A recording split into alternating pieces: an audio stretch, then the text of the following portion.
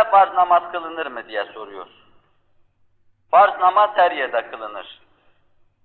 Otobüs içinde yalnız namaz kılınırken oturarak kılmak iktiza eder. İnsan ayakta duramaz. Tabi sadmelerden, durmalardan, kalkmalardan düşebilir. Bir de orada ayakta namaz kılacak müsait bir yer yoktur. Otobüsün içinde duran bir insan kılacağı namazı ancak ima ile kılabilir.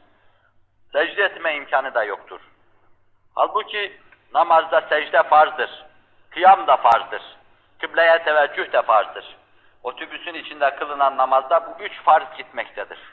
Namazın 12 tane farzından 3 tanesi gitmektedir. Bu farzları götürmeden, bu farzları terk etmeden farz namazı kılma imkanı varsa o yolu tercih etmek lazım. Fakat imkanı yoktur. Tav'an ve kerhen otobüse bineceksin ve bu namazı da orada kılacaksın.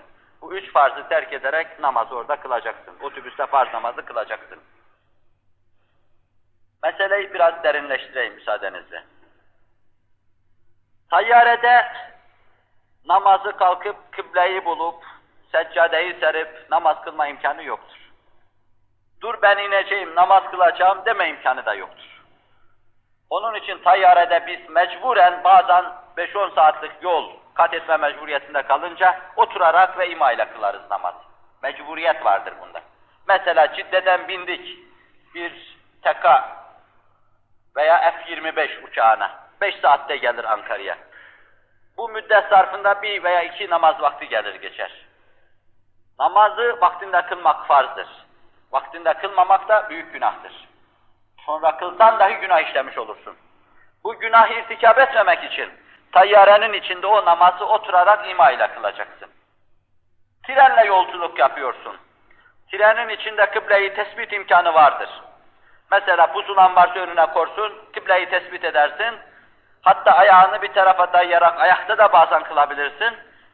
O kompartmanda oturulan yerlerin ortasına girer, oturur, kıbleyi tespit edersin, oturarak da kılarsın, secde yaparsın, başını yere korsun, böyle kılınabilir trende. Tren sonra isterse kıbleyi değiştirsin, zararı yok.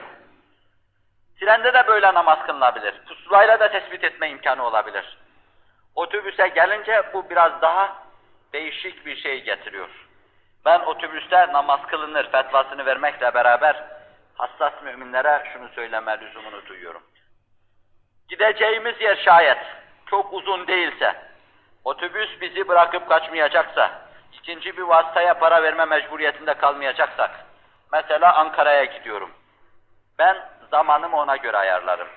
Mesela akşam namazını kılarım. Otobüse binerim, 8'de otobüse binerim. Yatsı namazını yolda durduğu bir yerde, nerede durursa dursun orada kılarım. Seferiyim zaten 2 rekat farz kılarım. Sabah namazında da inşallah Ankara'ya gider. Gitmezse yakın bir yerde iner, 100 kuruş verir, biner giderim onu da.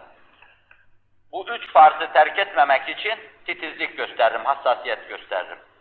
Ama bu titizlik ve hassasiyeti gösteremeyecek kimseler otobüse binerler, tayyarede, trende olduğu gibi içinde namaz kılıverirler. Kıble de kaynadığı için, tabi benim içim yatmıyor pek bu işe. Çünkü fukaha çok bu işin üzerinde durmuşlar. Vapurda namaz kılarken vapurun dönüşüne göre kıbleni ayarlayacaksın hükmünü getirmişlerdir. Demek ki kıblede mühim, ayakta durmak da mühim, secde etmek de mühim. Bu 3 mühim vazifeyi namazın içinde terk etmemek için insan vaktini seyahatine ayarlarsa, seyahati vaktine değil, vaktini seyahatine ayarlarsa ona göre aksatmadan namazını kılabilir. Bu da bundan ibaret.